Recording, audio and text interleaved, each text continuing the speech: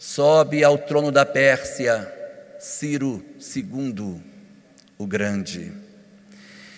Ciro era conhecido pela sua magnanimidade, pela sua capacidade de tratar bem os povos, de tal sorte que as nações até suplicavam que eles os invadissem, para que tirassem os seus tiranos e Ciro então os governasse.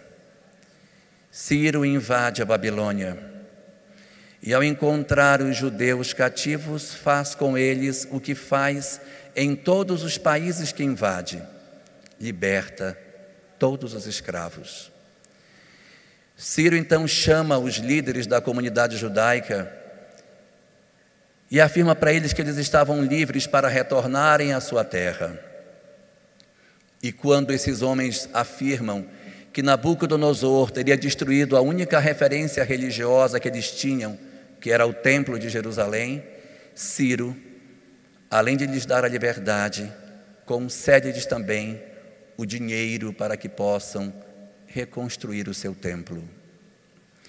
3 profetas, nesse período de 50 anos, iriam acompanhar o povo durante o exílio: Daniel, Ezequiel e Jeremias. 3 grandes nomes do judaísmo iriam se fazer presente para sustentar o povo no período crítico da sua escravidão. Os judeus voltavam para a Babilônia e estavam novamente livres. Mas isso seria por pouco tempo. No século III a.C., Alexandre o Grande, o macedônio, invadiria novamente a Palestina e tornaria novamente os judeus cativos. A história desse período não aparece na Bíblia, porque ela se dá após o último livro do Velho Testamento, chamado Malaquias. Então não há registro na chamada Bíblia protestante do que teria se dado durante esses anos de opressão de Alexandre o Grande. Mas nós encontramos na Bíblia católica 7 livros a mais do que na Bíblia protestante, e nessa Bíblia católica existem 2 obras chamadas Macabeus 1 e 2, que contam a história da resistência do povo hebreu para se libertar do jugo daqueles que sucederam Alexandre o Grande no poder. No século II a.C., Alexandre o Grande já havia desencarnado precocemente e seu império dividido entre seus 4 generais. E o general a quem coube a região da Palestina, a chamada Grande Síria, tratava os judeus de maneira muito impiedosa. E começa a acontecer uma articulação não militar, mas dentro do Templo de Jerusalém. Os sacerdotes se articulam e iniciam um processo de revolução para libertar-se do jugo dos Ptolomeus. Então levantam uma bandeira que tinha uma frase em hebraico, onde se lia Mikamoha Baalim Hashem, ou seja, quem é como nosso Deus? Pegando as iniciais da frase Mikamoha Baalim Hashem, aparece a palavra Macabe, os Macabeus. Este exército constituído num período de silêncio do mundo espiritual para com os judeus, uma vez que Malaquias havia aparecido apenas 400 anos antes de Jesus, e eles estavam em pleno silêncio do mundo espiritual, sem nenhuma referência, nenhum profeta, nenhuma liderança espiritual. Esses sacerdotes se unem e expulsam, surpreendentemente, o império de Nabucodonosor, o império dos Ptolomeus da Palestina. Era um período de silêncio do mundo espiritual, e a sensação de que nós teríamos em breve o cumprimento das promessas sobre o advento do Messias tomava conta das conversas em todos os lugares. A cada ano que passava sem que o mundo espiritual se pronunciasse, mais aparecia a sensação de que o Messias se aproximava.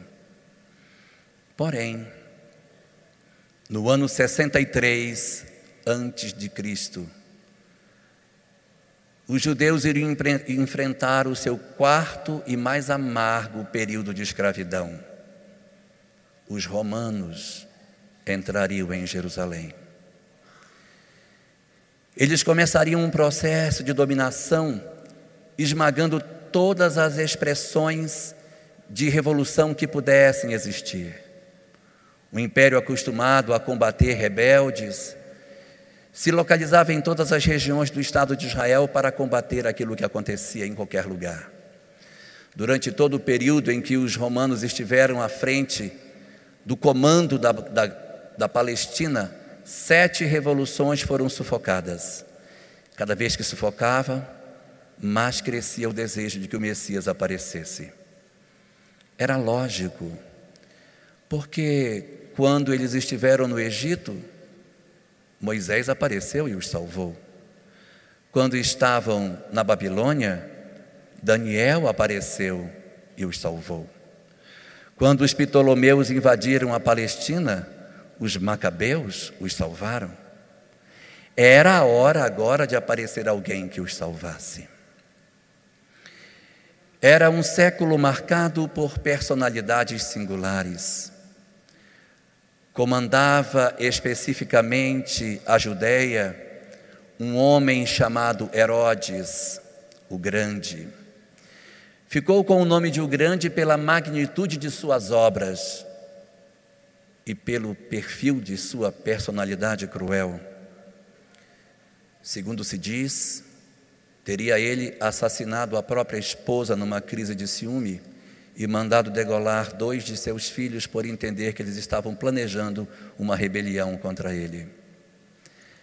Herodes tinha uma natureza belicosa, violenta e um medo terrível de perder o seu espaço como rei da Judéia. Ao lado dele existiam outros poderes. Os sacerdotes, incomodados com as mudanças que poderiam acontecer no cenário político ou até religioso, temiam alguma mudança, fosse pela queda do poder que estava estabelecido, fosse por alterações religiosas como a chegada do Messias. Ao mesmo tempo que torciam que o Messias chegasse, tinham temor de que a chegada dele significasse mudanças que eles não queriam que acontecesse no cenário religioso da época.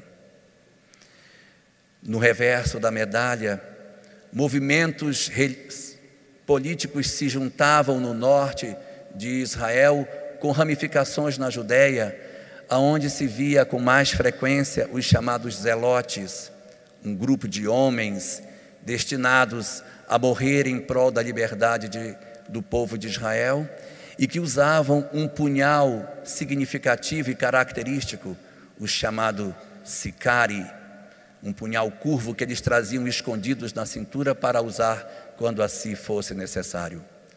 Os homens que portavam o sicari eram chamados de ish-sicari, e eles eram tidos assim como os portadores do sicari. Entre os vários homens da época que se apresentavam como sendo pertencentes a essa discussão sobre as revoluções e os zelotes, estava Judas Iscari, Judas Iscariote, assim chamados por nós.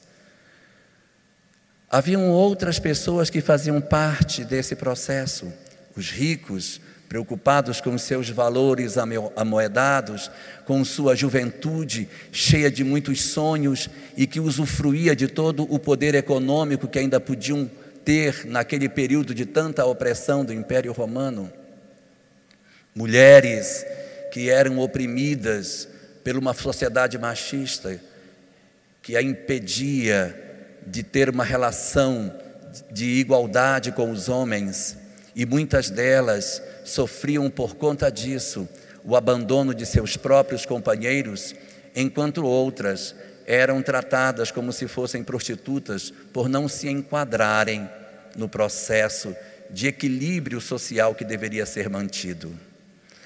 Nesta última categoria havia uma mulher chamada Maria, da cidade de Magdala, conhecida como Maria Magdalena ou Maria Madalena.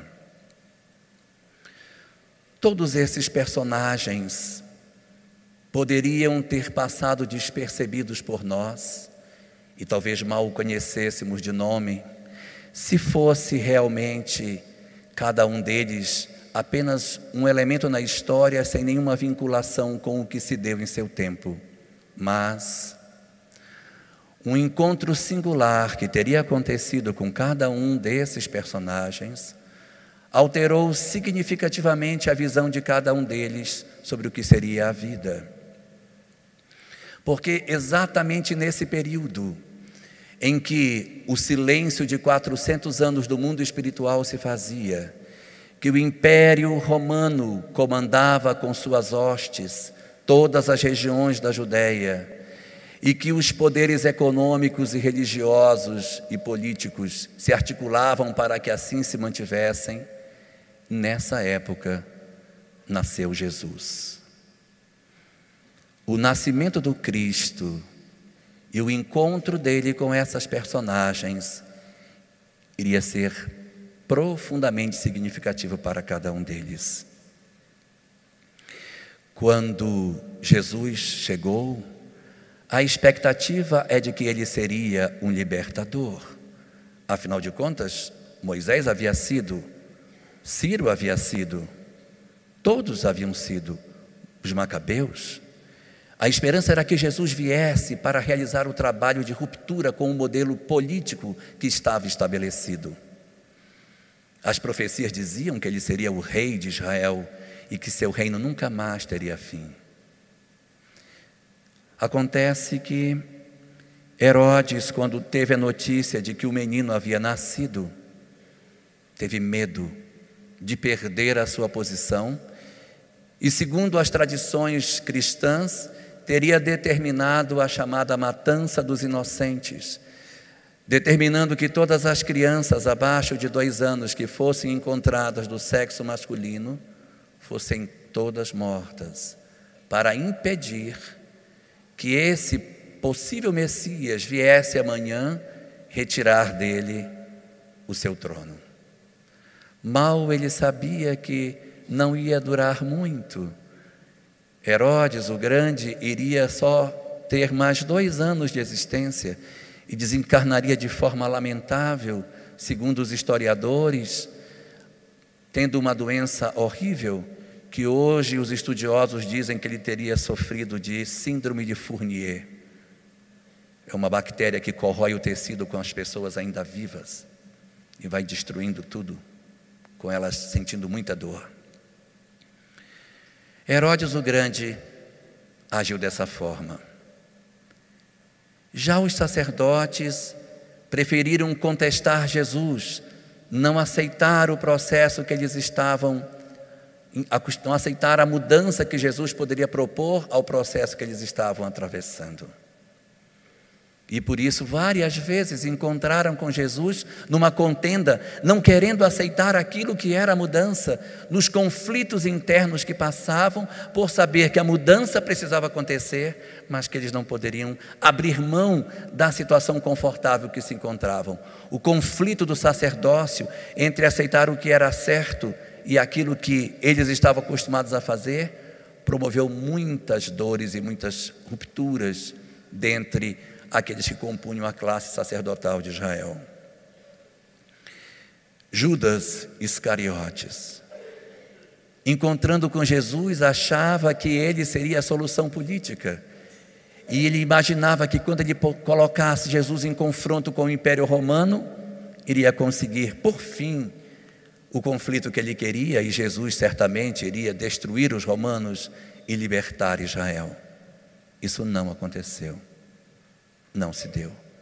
Quando ele percebeu que ele havia se enganado, ele ficou tão transtornado que, conforme narram os evangelhos, ele acabou se suicidando pela impossibilidade de ver aquilo acontecer e, ao mesmo tempo, por haver traído alguém que, segundo os evangelhos, era inocente. Jesus também teve a chance de encontrar, segundo o evangelista Lucas, no capítulo 19, com um jovem rico, o chamado mancebo rico, e no diálogo propõe a ele que ele abandone todos os seus bens. Ele procura por Jesus e diz: o que eu devo fazer para herdar a vida eterna? Bom mestre, o que eu devo fazer? Jesus começa o diálogo questionando por que ele o chama de bom, mas termina concluindo que ele vendesse todos os seus bens e desse o resultado aos pobres. Mas o homem, segundo a narrativa de Lucas, saiu muito triste, porque era dono de muitas posses e não poderia se desfazer delas. Em outro momento, narrado apenas pelo evangelista João, Jesus encontra-se na porta do templo quando lhe trazem uma mulher adúltera, que foi tomada em adultério, e a regra era que ela fosse apedrejada. E ele então pronuncia a célebre frase: atire a primeira pedra aquele que estiver isento de pecado. Os homens então começam a se retirar, a começar pelos mais velhos, e ficando a mulher sozinha, Jesus vira-se para ela e diz: onde estão os teus acusadores? E ela diz: não sei, Senhor. Responde então Jesus: eu também não te condeno, vai e não tornes a pecar. E a mulher então reconstrói o seu caminho. Uma pecadora também era Maria de Magdala, uma mulher conhecida como prostituta, e que procura Jesus na expectativa de resolver os seus problemas íntimos, os seus dramas mais profundos. E Jesus oferecendo para ela a oportunidade do amor, e verificando nela um coração sensível, através da psicografia de Francisco Cândido Xavier, na obra Boa Nova, observamos um diálogo narrado por Humberto de Campos sobre o encontro de Jesus com Maria de Magdala, em que ela diz a ele: mas o que eu posso fazer, Senhor? Eu sou uma miserável, eu não posso gerar filhos, eu estou condenada a quê? O que é uma mulher que não pode gerar filhos? E Jesus, virando-se para ela, diz: Maria, quem te parece que ama mais? A mulher que é capaz de amar o fruto do seu próprio ventre, ou aquela que é capaz de amar o fruto nascido no ventre alheio? Maria então faria todo um processo de mudança, abandonaria a vida que tinha e se dedicaria especificamente aos processos de transformação do indivíduo. Sua transformação foi tão significativa que, quando Jesus reaparece após a crucificação, o primeiro personagem para quem ele aparece é para Maria, e diz: vai aos meus irmãos e dá-lhes a notícia de que eu estou vivo. Maria recebeu a honra de ser a primeira testemunha da imortalidade da alma. E durante os anos que se seguiriam, Maria se dedicaria a cuidar dos leprosos no Vale dos Imundos, até que ela mesma apresentasse em si própria as primeiras rosas violáceas da lepra, e então se recolhesse junto com eles para o trabalho de atendimento aos outros, sendo igual a eles. Então Maria realiza todo um trabalho de transformação, e nós ficamos a procurar aonde está o libertador de Israel, aonde está o Messias que deveria ter libertado Israel. O grande problema é o nosso conceito de escravidão. Enquanto Moisés, Ciro e os macabeus libertavam os corpos, Jesus comparecia para realizar a libertação definitiva, a libertação das almas. Jesus nasceu escravo do Império Romano, viveu como escravo e desencarnou na cruz, não só como escravo, mas sentenciado por uma regra romana, a crucificação.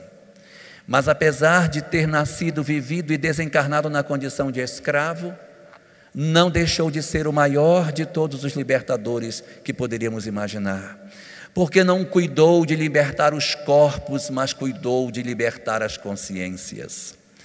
Jesus realiza uma fratura no processo de entendimento do que seja a vida, quando oferece ao ser humano uma libertação diferenciada, não mais a libertação simples dos corpos físicos, mas a capacidade de que essas pessoas possam se reinventar, se transformar. Deu a todas elas a chance de encontrarem o caminho para a renovação de suas próprias histórias. O verdadeiro sentido de libertação que o Messias poderia apresentar para o seu povo. Mais importante do que a liberdade física é a liberdade espiritual. A liberdade que nós conseguimos quando quebramos as algemas da escravidão moderna, a moderna escravidão que não está jungida unicamente aos ferros que nos agrilhoam nos processos de escravização como nós muitas vezes conhecemos. Muito mais infelizes somos nós quando nos condenamos a sermos escravos das nossas imperfeições morais. Herodes era escravo do poder, senhor de tantas coisas, mas escravo de si mesmo, do medo de perder uma posse que a ele mesmo não lhe possui, não lhe pertence. Porque Herodes, quando desencarnasse, não mais seria rei, não mais teria majestade, mas nós muitas vezes nos vestimos com o manto do poder, achando que todas essas coisas serão eternas. Que ilusão para nós! Que pena quando nós nos iludimos por essas causas. E muito pior ainda, quando não só nos iludimos, mas enlouquecemos por conta deles e destruímos, perseguimos, matamos, esmagamos as pessoas em nosso redor, na expectativa de que assim poderemos ser mais felizes. Lê do engano. Herodes teria tido a oportunidade de transformar a sua vida se assim quisesse, mas preferiu manter-se no ódio, manter-se num processo de distanciamento daquilo que deveria ser feito. Já os sacerdotes eram escravos de sua intolerância, da incapacidade de amar aos outros e de compreender que o outro pode ser diferente de mim.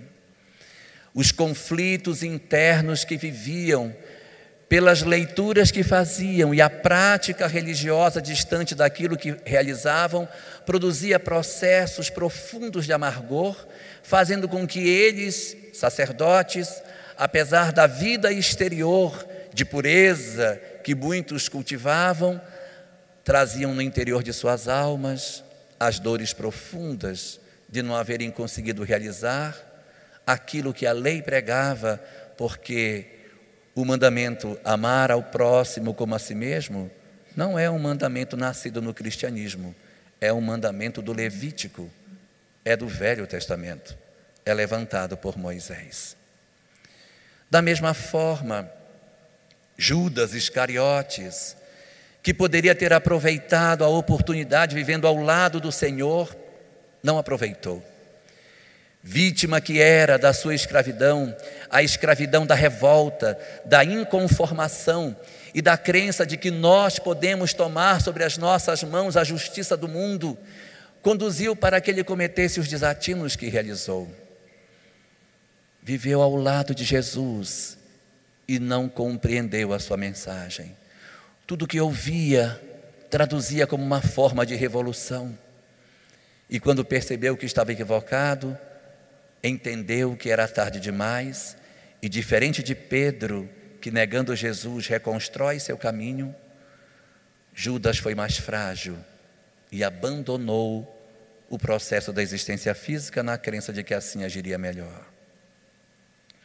Da mesma forma, o mancebo rico enfrentando todos os conflitos que trazia dentro de si, quando teve a chance de mudar a sua existência e o Cristo lhe propôs que se desapegasse das suas posses, ele não pôde, porque era escravo da riqueza. Estava jungido a um processo de escravidão em função das posses materiais que possuía, na crença de que assim ele poderia ser realmente plenamente feliz. Achava que as riquezas lhe pertenciam, quando na verdade Nós nada possuímos daquilo que aqui recebemos. Chegamos ao mundo despidos e quando formos embora, nada da terra, materialmente, nós iremos levar. A mulher adúltera, encontrando Jesus, teve uma oportunidade excelente de realizar ali uma mudança na sua vida. E disse Jesus a ela: vai e não tornes a pecar. Eu também não te condeno. A partir daquela experiência, aproveitando aquele espaço, ela poderia fazer a transformação e aproveitar-se dali para realizar o trabalho do verdadeiro arrependimento e construir uma história nova. Porque, conforme diz Emmanuel, ninguém pode refazer aquilo que já passou, mas todos nós podemos começar hoje a fazer um novo caminho. Emmanuel fala que aos erros do amor nenhum de nós escapou, mas nós não podemos, por conta disso, acharmos que as nossas vidas para frente estão com as suas pontes todas queimadas. Essa oportunidade de refazimento deu a ela a condição de, no arrependimento, criar um caminho novo na sua história, a despeito do já realizado, e iniciar uma nova etapa no seu desenvolvimento espiritual.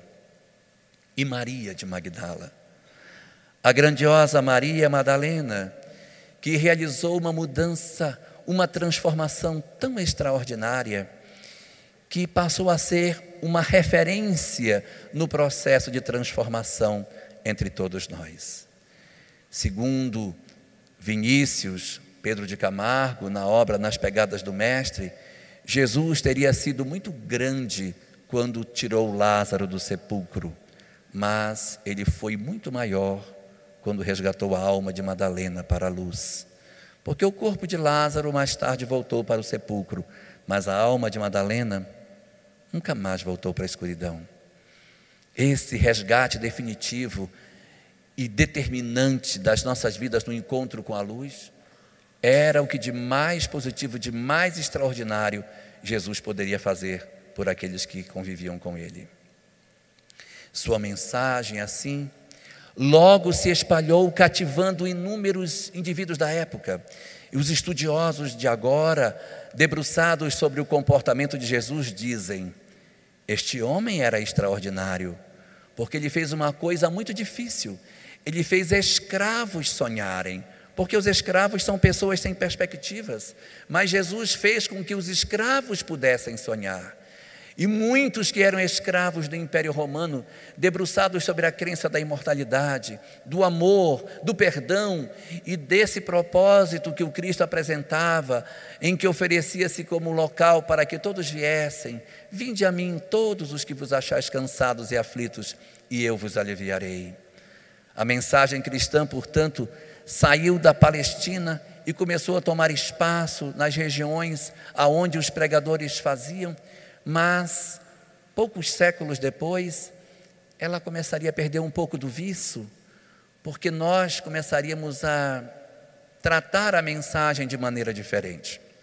Começávamos a não entender nitidamente o aspecto moral que Jesus apresentava, do amor, do perdão, e passávamos a nos vincular mais aos aspectos dogmáticos, sacralizados, deificados, entronizando Jesus como se ele fosse um ser divinal.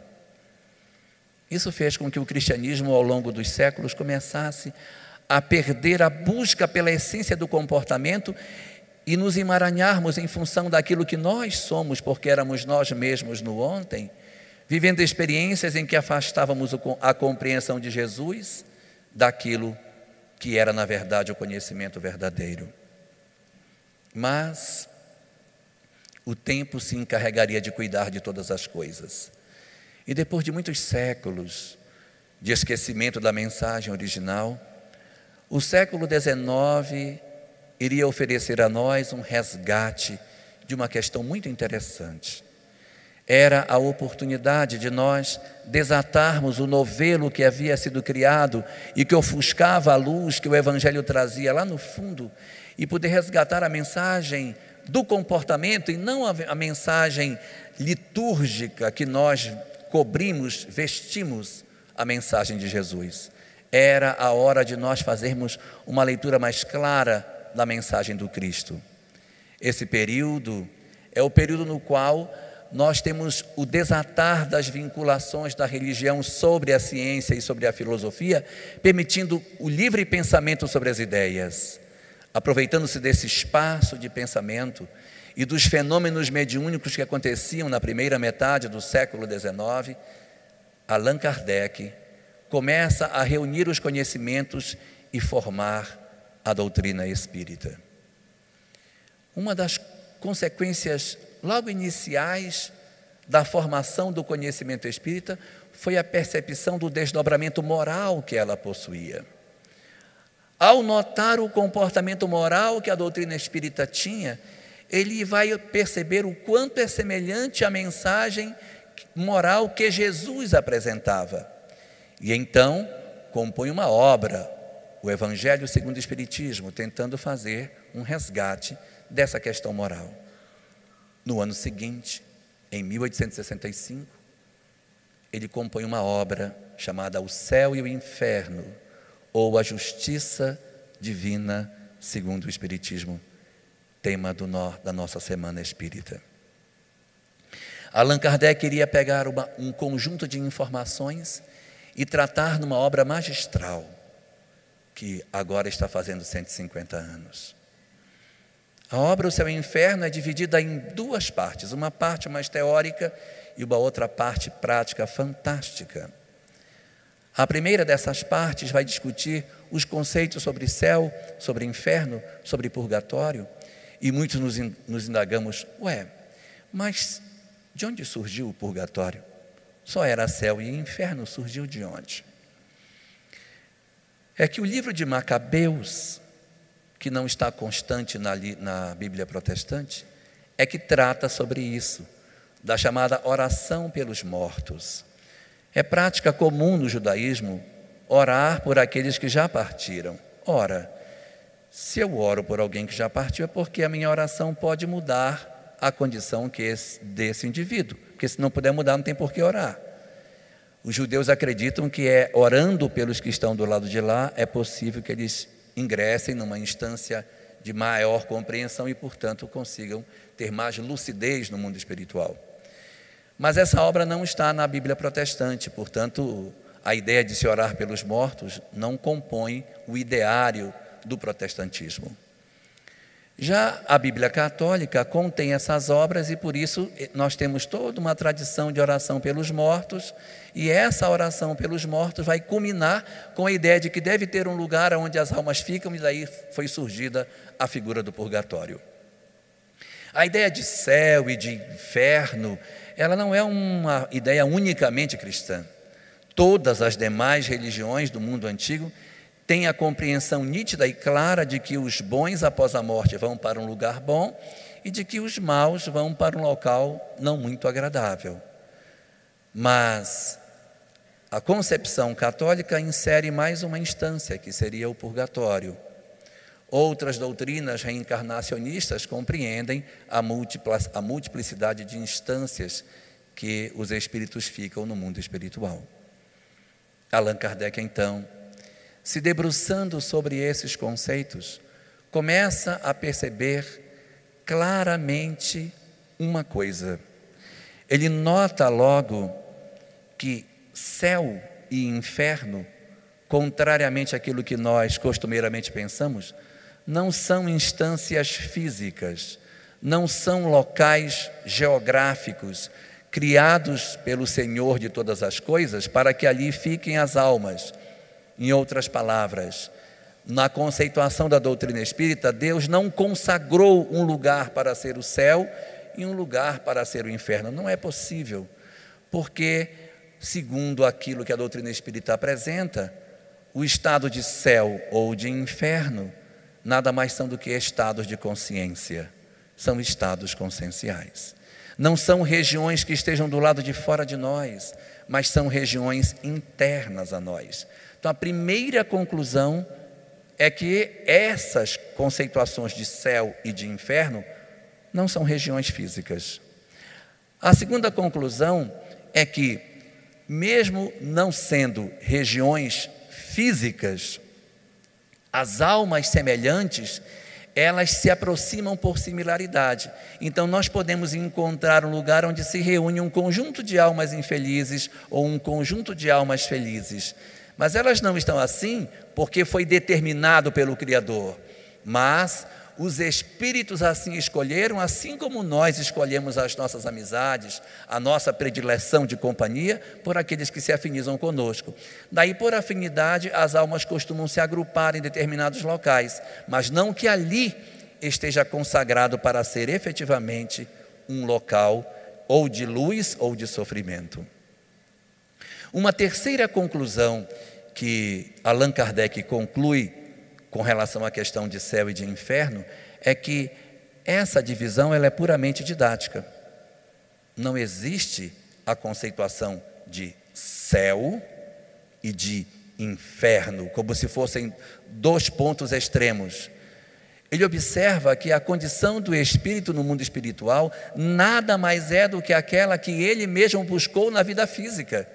E que, assim como existe uma multiplicidade enorme de estados de consciência do lado de cá, do lado de lá também haverá uma multiplicidade de estados de consciência. Uns mais felizes, outros menos felizes, uns mais infelizes ainda, uns medianos, outros não. Então há uma multidão de estágios impossíveis de serem nominados, porque variam ao infinito. E assim Allan Kardec quebra a conceituação de céu e de inferno, apresentando simplesmente um novo conceito. A ideia de que do lado de lá, ao invés de termos céu e inferno, temos estados conscienciais, estados de consciência. Uma outra conceituação que se observa, conclusão desse processo de análise que Allan Kardec fez, é que essas regiões elas não são necessariamente indefinidas para os espíritos. Os espíritos, quando passam pelo processo de sofrimento, não ficarão ali eternamente, mas há todo um processo de desenvolvimento do qual eles poderão progredir para outras instâncias, que o progresso é sempre no sentido positivo. As almas não retrogradam, mas elas evoluem no caminho da felicidade. Aqueles que hoje estão numa condição mais infeliz, certamente alcançarão locais melhores para suas existências. Assim, as instâncias de sofrimento não são eternas. Para a doutrina espírita, todas essas instâncias, elas demorarão o tempo que forem necessários até que o espírito se transforme. O tempo da prova vai depender fundamentalmente da teimosia ou não daquele que a ela está submetido. Essas conceituações transformam profundamente o conceito daquilo que nós poderíamos ter sobre céu e sobre inferno, o que são anjos, o que são demônios, mostrando que os anjos nada mais são do que as almas dos homens que foram bons, e que não são uma espécie ou uma criação divorciada dos homens. Não, é a própria espécie humana caminhando no seu processo evolutivo. Da mesma forma, aqueles a quem chamamos de demônios, nada mais são do que as almas dos homens que ainda maus permanecem num processo de sofrimento, justificando a dor pela qual passam e que, na medida em que se transformam, abandonam essa condição e ingressam num estágio mais favorável de evolução. Essa leitura que Allan Kardec faz é profundamente reveladora, porque até então, 1865, o pensamento claro e nítido era a existência de instâncias inamovíveis num plano espiritual para aqueles que houvessem ingressado pela porta do sofrimento. E Allan Kardec reservaria para a segunda parte da obra uma discussão de 76 casos que ele reúne, tratando de diferentes estágios de evolução. Trata ali Allan Kardec de várias entidades espirituais que em reunião mediúnica se comunicam, trazendo as informações que elas têm sobre o que seja o mundo espiritual. E é curioso que logo no começo, ele dá uma informação bastante interessante. Ele diz, olha, os espíritos menos numerosos no mundo espiritual são os espíritos felizes. Mas, contrariamente, e até consoladoramente, O número mais avançado de entidades do mundo espiritual que ele tem, o maior volume, é das entidades felizes. São 18 casos. Eram difíceis de achar, mas ele achou bastante para nos confortar e nos mostrar que isso é plenamente possível de se fazer. E ele vai apresentar nesses 18 casos coisas bastante curiosas. Desses 18, 7 são espíritas, os demais não. E os que são apresentados ali possuem diferentes características. Uns são pobres, uns são ricos, são homens, são mulheres, são espíritas ou não espíritas. Uns são jovens, outros são mais velhos. Uns são da época mais remota, outros são da época atual. E quando a gente começa a tentar identificar uma característica predominante, parece que não há nada que predomine sobre isso, parece que não há nada que nos identifique.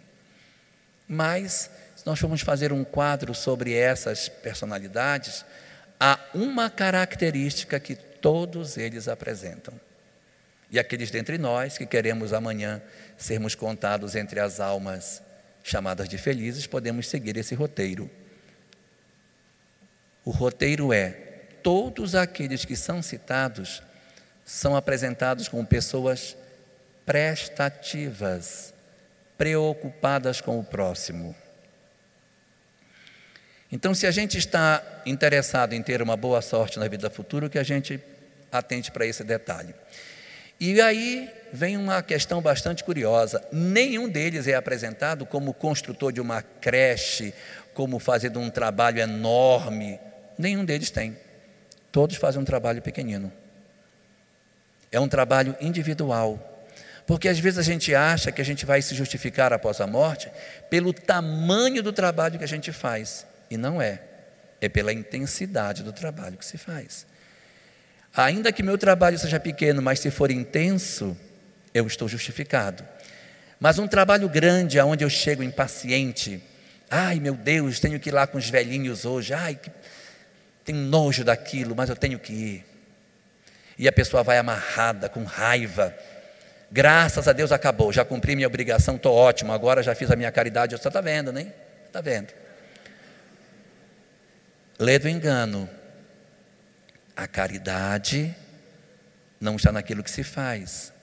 Às vezes a gente pega aquela parábola do bom samaritano, que fala que ele parou, desceu, colocou óleo, vinho, ataduras, levou o homem para a hospedaria, passou a noite com ele. E a gente acha que a caridade está nesses atos aí, mas não está.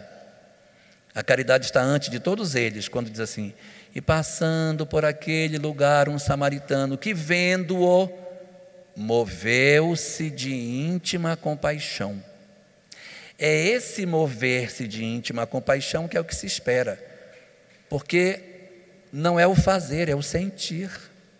E essas entidades que estão lá do outro lado da vida e que conversam com Kardec, todas elas são pessoas benevolentes, fazem o bem ao próximo, ajudam as pessoas.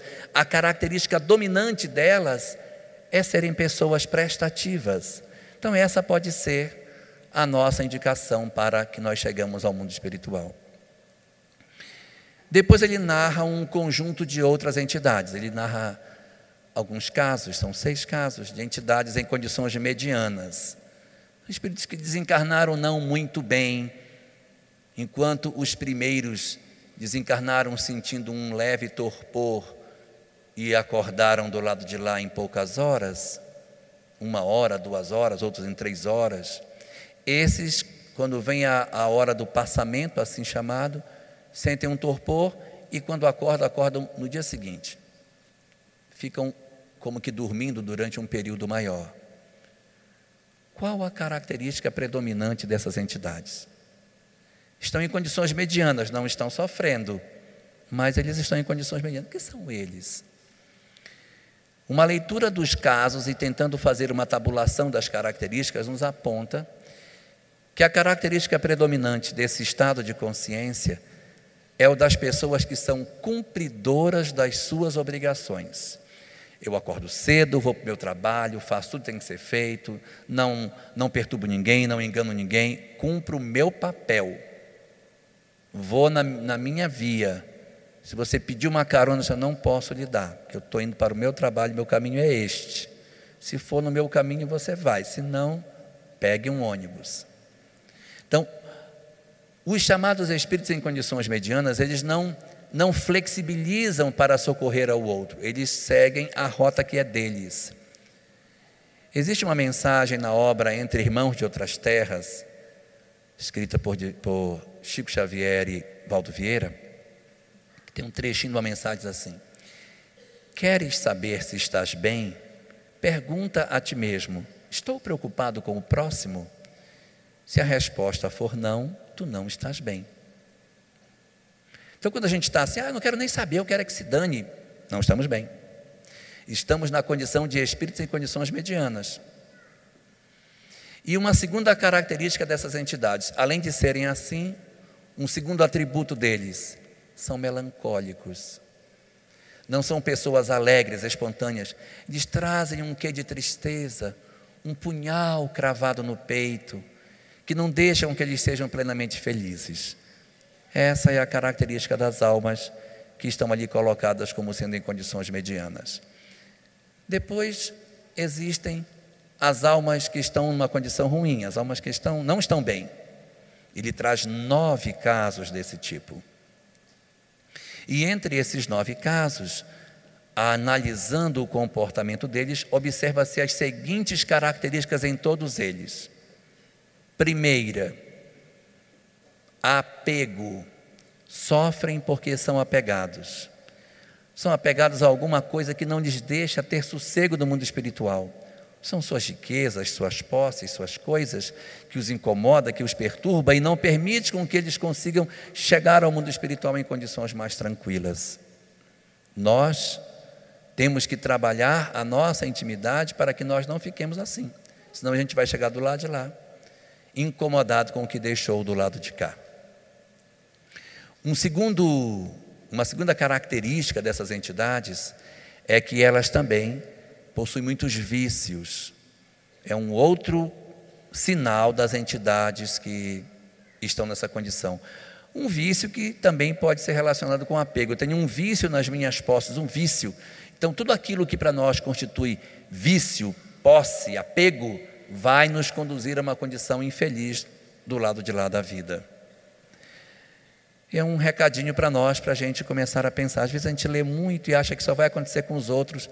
Eu quero informar que, segundo as estatísticas, 75 pessoas desencarnam por segundo.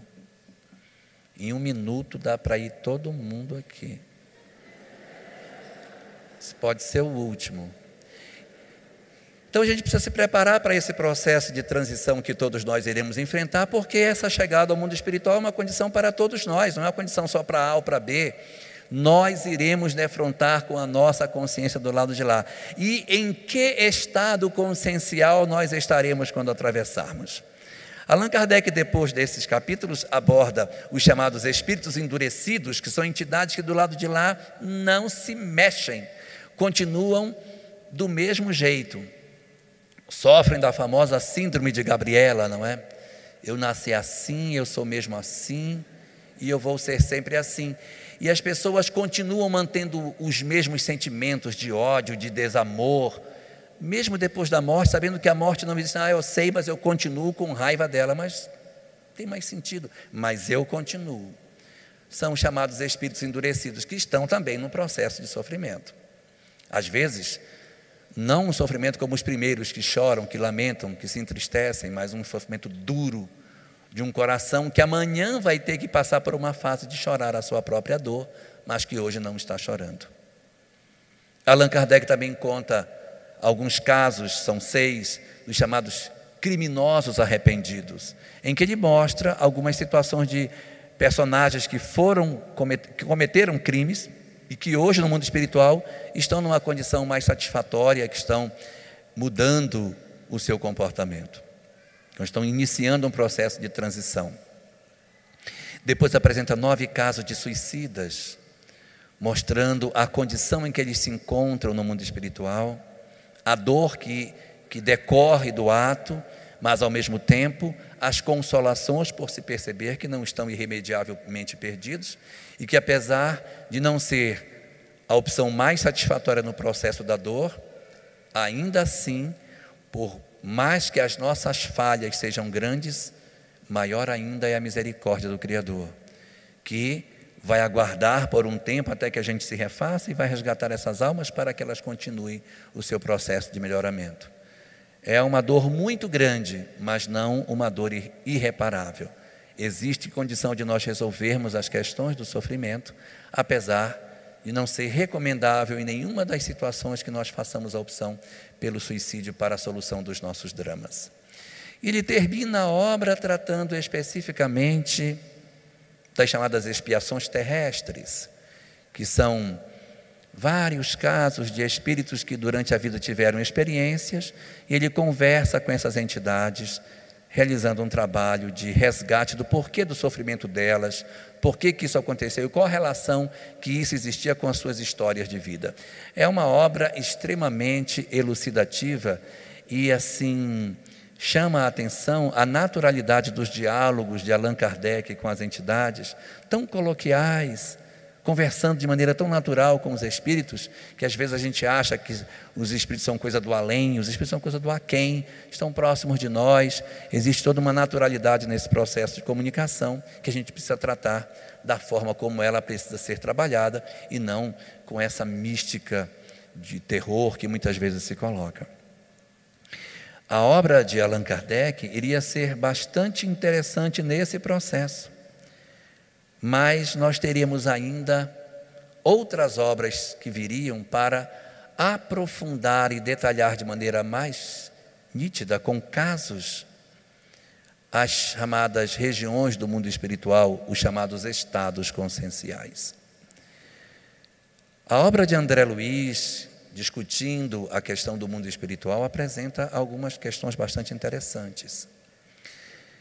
Ele fala de uma região que não é conceituada na obra de Kardec, mas que a gente pode imaginar que seja onde viviam os espíritos endurecidos, que é uma região onde não há lágrima da tristeza nem do pranto do desespero. Se tiver lágrima, é a lágrima do ódio. Essa região é onde se reúnem as almas, não que cometeram erro e se arrependeram, mas os que ainda estão no processo do ódio. Allan Kardec não dá um nome a essa região, mas André Luiz chamaria isso aí de trevas. As trevas seriam um local onde viveriam essas entidades no estágio em que o mal lhes é a condição natural, em que eles não estão ainda arrependidos do mal que fizeram. Herodes poderia ser um bom representante dessa região. Aqueles que desencarnam e permanecem nos seus propósitos maléficos. A morte não tem o dom de alterar as pessoas num passe de mágica, e muitos dos que odeiam transporão os limites da vida, trazendo no coração os mesmos sentimentos de desamor, e poderão do lado de lá ainda por um tempo cultivar esses sentimentos, embora isso seja temporário. Uma hora ou outra esses espíritos terão que fazer o natural processo de evolução e deixarão a condição de espíritos infelizes. As oportunidades lhes serão dadas inúmeras vezes, até que eles consigam se levantar. Uma segunda região apresentada por André Luiz é uma região chamada de umbral. O umbral é outra instância do mundo espiritual, é outro nível de consciência, é outro estado consciencial diferente das trevas. Nas trevas não há pranto de arrependimento ou de vergonha, o pranto lá é de ódio. O umbral, o pranto é de vergonha, é de arrependimento, de tristeza, de remorso, de dor. O umbral é, como mesmo se diz, é a transição entre a luz e a sombra, é aquela ombra, aquela região onde você tem uma penumbra, é o umbral. E essa região é marcada por espíritos conflituados, que reconhecem a perda das oportunidades, que poderiam ter aproveitado, que poderiam ter saído melhor e que não saíam, a vergonha de si mesmos.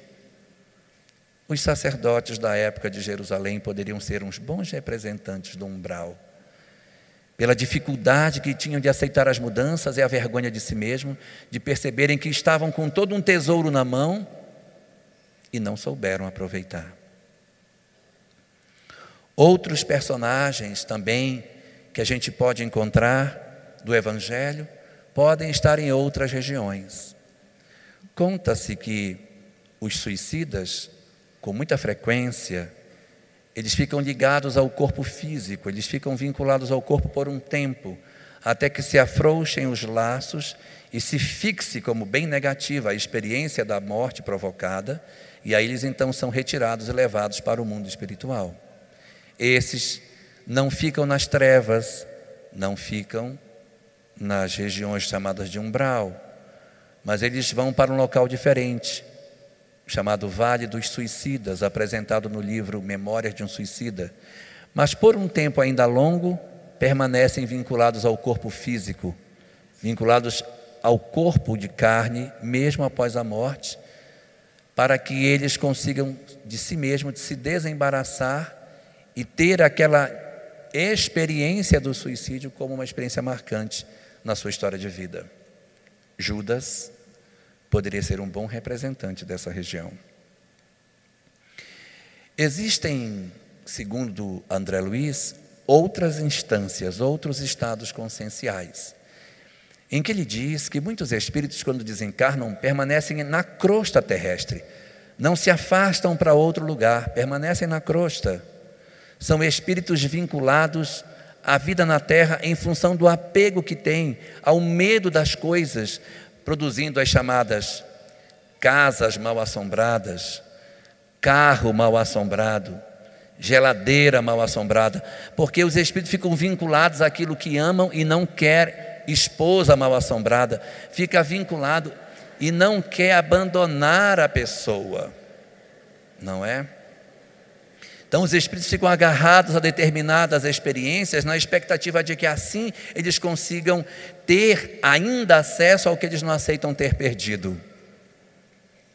O mancebo rico, que decidiu não seguir Jesus porque tinha apego aos bens materiais, poderia ser um representante dessa região, daqueles que ficam vagando pela terra após a morte, desesperados porque ninguém mais os reconhece.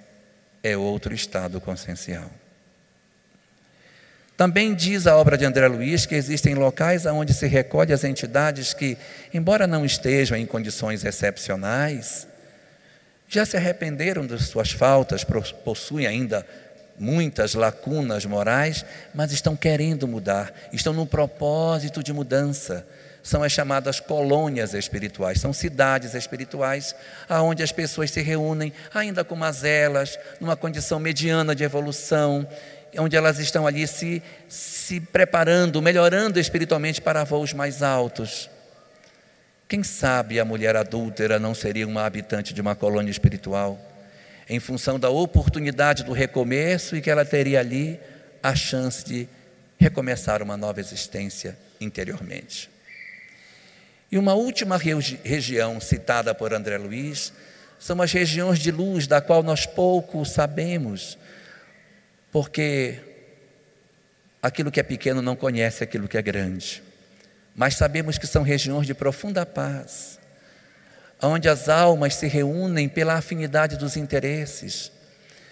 E lá estão não para apenas viverem no ócio, mas para dali realizarem o grande trabalho de socorro às almas que estão embaixo. Elas se reúnem por afinidade, mas trabalham incessantemente no bem, porque quanto mais se conhece, mais desejo de se fazer nasce no indivíduo, fazendo com que os espíritos procurem cada vez mais experimentar em si a prática do bem como forma de se sentirem cada vez mais felizes. Essas regiões de luz é onde repousam as almas abençoadas que realizaram a grande mudança que nós ainda estamos a braços de fazer, que venceram as dificuldades profundas que nós ainda trazemos na alma, do desamor, do egoísmo, do orgulho, do ódio, do desejo de vingança, da indiferença. Quando nós houvermos vencido essas fragilidades, nós teremos com muita razão alcançado uma condição diferenciada no plano espiritual, tendo assim a capacidade de ingresso nos reinos mais felizes aonde nós estaremos libertos dessa escravidão que nos prendeu no mundo físico. Nesse momento da nossa história, já não comporta mais nós discutirmos sobre escravidão na ótica puramente humana. Nós vivemos um período que a doutrina espírita considera como sendo um período de transição, onde nós estamos caminhando para uma transformação significativa da estrutura da sociedade. Mas nós não iremos para esse novo estágio num passe de mágica. Nós só iremos se nós conseguirmos mudar, se nós conseguirmos nos desalgemar, se nós conseguirmos quebrar os nossos grilhões. E às vezes, quando se fala isso, nós olhamos como se fosse a humanidade inteira. Nossa, até a humanidade fazer isso. Não, a tarefa é individual. A tarefa de libertação é de cada um de nós. Nós não podemos olhar pela janela o mundo injusto que muitas vezes achamos que ele seja e dizemos, não tem jeito, vou ficar do jeito que eu sou. Não. O nosso trabalho é a nossa libertação individual, não é o trabalho do mundo, é o trabalho meu. Quando se fala de quebrarmos a algema da escravidão que nós trazemos, do nosso egoísmo, do nosso orgulho, é quebrarmos a escravidão do indivíduo, não do mundo. Nós falamos nós, mas é nós, eu. Cada um de nós na relação pessoal que tem. Que me importa saber da história de Ciro, de Moisés, dos Macabeus, se isso não representar para mim uma transformação na minha vida? De que vai nos valer o simples conhecimento se nós não operarmos isso na nossa história pessoal de vida? Daqueles que de nós temos em casa um pai que tem Alzheimer e que nós nos sentimos algemados àquela experiência amarga. É preciso que nós aprendamos a nos libertar de todas essas coisas e olharmos para o companheiro que está conosco como uma oportunidade de sublimação dos nossos sentimentos. Nós somos todos escravos. Escravos. E Jesus vem oferecer a oportunidade de libertação, não física, mas espiritual para cada um de nós, quando nós vencemos as nossas questões mais profundas. Quando nós nos libertamos dos nossos dramas em casa, do filho drogado, da esposa difícil, do marido problemático, da mãe amarga, do pai ausente.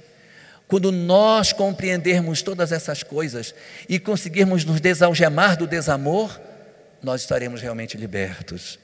Não há como nós irmos para um local feliz, realizando uma série de coisas do lado de fora, se nós não realizarmos do lado de dentro. Nenhuma das entidades espirituais felizes trouxe como ficha um trabalho extraordinário do lado de fora. O trabalho grandioso é dentro. O reino dos céus, do qual nós temos que ser o Senhor, está dentro de nós. Não procuremos do lado de fora, não nos iludamos acreditando que nós iremos conseguir a liberdade espiritual por outra via que não seja a transformação moral. Nesse momento que a terra atravessa, todos nós estamos sendo chamados a fazer a transformação.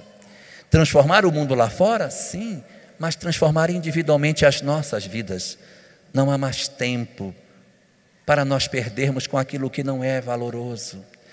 Não troquemos aquilo que nós sabemos que é valioso pelas ilusões do presente. Não esqueçamos que nós somos espíritos. Não percamos a oportunidade maravilhosa que a doutrina espírita nos dá de compreendermos a vida e assim nos desalgemarmos dessa escravidão que nos acorrenta há tantos milênios. Não mais a escravidão física, nós não somos mais escravos físicos, mas somos escravos morais. Temos que nos fazer conscientes do processo de mudança. Não é mais possível esperar nada nesse sentido. E não é de hoje que se luta pela libertação da escravidão. Não é de hoje que existem homens no mundo que vêm lutando para desalgemar-nos dos nossos dramas. Nas diversas religiões, nós tivemos os grandes homens, Buda, Krishna, Sócrates, Jesus, Muhammad, quantos que apareceram para resgatar em nós os valores da transformação, a fim de que nós alcançássemos estágios maiores de consciência, que transformássemos as nossas vidas em algo de melhor. Na Bahia, isso também não foi diferente. No século XIX, na Bahia, enquanto Allan Kardec escrevia as obras da codificação, nós tivemos um poeta na Bahia que trabalhava a questão da escravidão. Castro Alves lutou pela libertação física dos escravos. Mas quando chegou ao mundo espiritual, percebeu que havia uma escravidão muito maior e que era preciso desalgemar as pessoas dessa escravidão moderna, a qual todos nós, embora libertos, continuaremos cativos até que entendamos a mensagem do Cristo. Assim, através da mediunidade de Francisco Cândido Xavier, Castro Alves deixa uma mensagem para nós que, na verdade, é um apelo para os jovens que possuem tantos ideais de transformação e que as mocidades espíritas se juntassem nesse grande processo de mudança. Chico Xavier, portanto, sintonizando com o pensamento de Castro Alves, deixou para nós algumas palavras preciosas que eu vou me permitir deixar conosco hoje, no nosso momento de despedida. Diz Castro Alves o seguinte: mocidade, o Espiritismo, mensagem de luz ao povo, descortina um mundo novo guardado nas tuas mãos. Combate as sombras do abismo, exalça o amor que te eleva, desata os grilhões da treva da moderna escravidão. Ausculta o horror do orbe aflito, nos campos de toda a terra, vagueia o dragão da guerra em tremenda Saturnal. Vem das areias do Egito, dos tormentos da Caldeia, empanando o sol da ideia, brandindo clava infernal. Ergueu sobre a Síria forte o chamejante estandarte, espalhando por toda parte incêndio devastador. A Pérsia trouxe ruína e morte, da Grécia extinguiu a vida, deixando Roma caída num lago de sangue e dor. Mas, além do monstro hirsuto que nos recorda a caverna, a ignorância governa prostíbulos e canhões. A preguiça vive de luto, ódio torvo prevalece, nos males de toda a espécie, enlouquecendo milhões. Negro vício multiforme, que de púrpura se veste, atormenta mais que a peste, mendigos, ministros, reis. Mas a verdade não dorme, e cavando um sulco profundo, desdobrará sobre o mundo novos tempos, novas leis.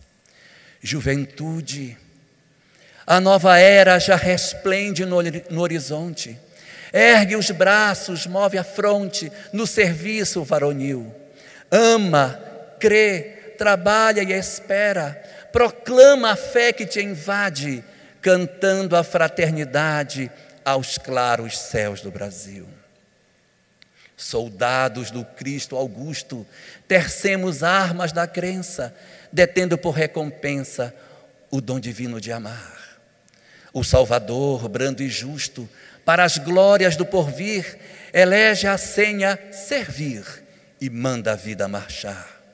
Sigamos vanguarda fora, de coração descoberto, contemplando de mais perto a fonte da eterna luz.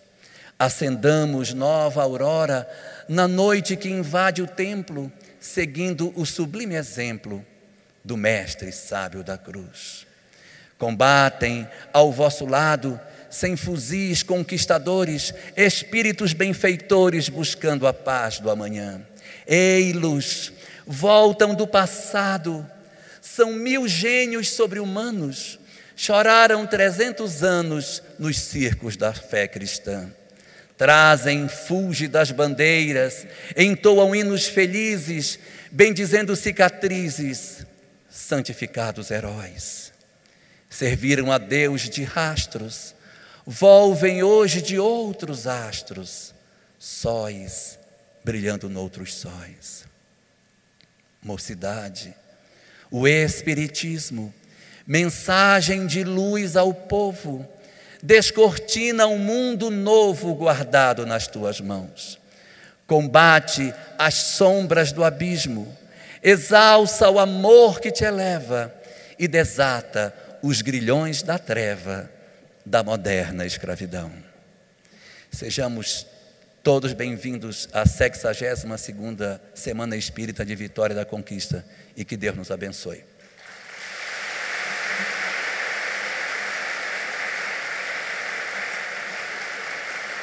Os aplausos são para Castro Alves, o inesquecível poeta dos escravos.